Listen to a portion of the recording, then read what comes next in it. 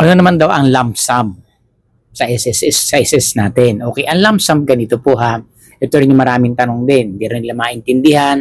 Ano daw ba talaga yung lump sum? Pag kinuha daw ba, wala na siyang pension pagdating ng every month. Okay, ang lump sum po, kapag retirement na po ito ha, nasa edad na po tayo 60 hanggang 65. Kung kailan tayo gusto mag-retire dyan, sa 60, 61, 62, 63, 64, 65. Dan po, ngayon, kung magkano ang contribution mo. Kung 120 pataas na may contribution ka, meron kang lump sum dyan kung willing ka at meron kang monthly pension. Pero pag wala sa 120, upon na-reach mo po yung 65 years old or 60, ano ba, 60, gusto mo nang mag-retire. Wala ka pang 120 contribution. I-check nyo palagi yan. Pwedeng mag-adjust ka, umabot ka ng 62, 63, or 65 para mabuo mo yung 120 nang maka-avail ka ng lump sum, ng lump sum at saka ng iyong monthly pension. Pero pag umabot ka na dyan sa edad na 65 at wala ka pang 120, hindi ka magkakaroon ng monthly pension. Ang makukuha mo lang lump sum lang. So paano ba itong lump sum na ito na tinatawag nila? Okay, kung 120 ka pataas, ang pwede kung magpapile ka ng lump sum hanggang 18 months lang ang ibibigay sa ni SSS. Hindi mo pwedeng kuhanin yung buong 120 months contribution mo, including the dividend. Hindi ho ina-allowed ni SSS yan. Kasi bakit?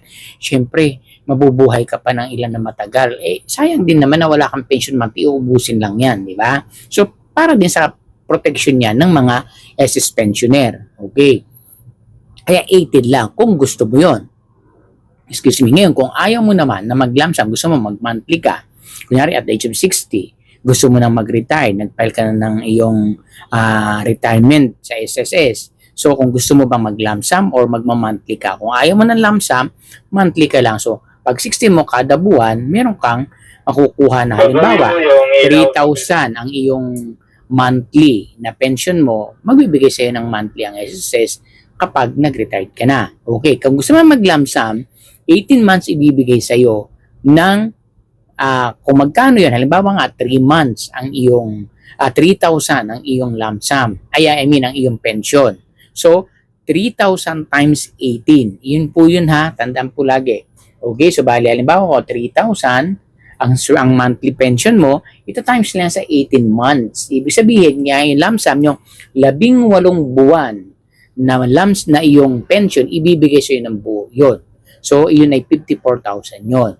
Okay, ibig sabihin yung 8 buwan, 1 taon at 8 buwan yun. Bali, 1 taon at kalahati or 2 buwan. Kaya nga, 1 and 18 months yun. 1 year and 18 months. 1 year and 8 months. 1 year and 6 months. Diba? Kasi ang 1 year is 12 months. O 18 months yun. Di meron pang 6 na natitira. So, 1 taon at kalahati na pension mo yun, ibibigay sa iyo yun.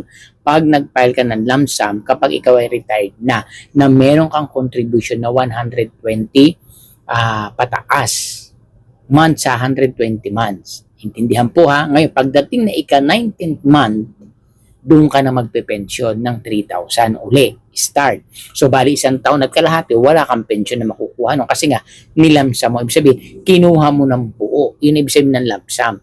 Inubos mo yung 18 years to 1 taon at kalahati mo. Kumbaga, binigla mo. Pwede magnegosyo ka, kaya pukunin ng bigla. Pero wala kang aasahan ng monthly pension noon hanggat hindi natatapos yung 1 taon at kalahati. Nyari, natapos mo na. Pag ika-19 months na, nagbilang ka. Mula ngayong buwan na to, wala ako. Magbibilang ka ng 18 months. 1 taon at kalahati yun. Pagdating ika-19 months, doon ka na magpe-pension ng monthly. So, maliwanag po tayo doon ha. Okay, kapag naman wala kang 120, yun, ibibigay sa iyo lahat ng bonuses yan, including the dividends. Kasi nga, wala kang makukuha ang monthly pension kasi nga hindi ka umabot sa protocol or guidelines nila. Kaya ugaliing magtanong palagi sa SSS, mag-verify ng inyong mga contribution, lalo pagpapalapit na ang inyong ating retirement kasi may nababago yan, may mga changes, syempre, ganyan talaga ang batas. Kaya ang ugaliing updated po tayo dapat lagi. So maliwanag na po, I hope po naintindihan itong lump sum po sa SSS. Kaya huwag kayong matakot na baka i-lump sum, hindi po, meron pa rin kayong magiging pension. Madam, yung nagtanong po nito. Kasi siya napasa 200 plus na yata na contribution siya. So meron ka na madam na lump sum doon kung willing ka at saka may monthly pension ka na din. So maraming salamat. I hope po nakatulong ito. Ugaliing magtanong, manilisig at pagbasa.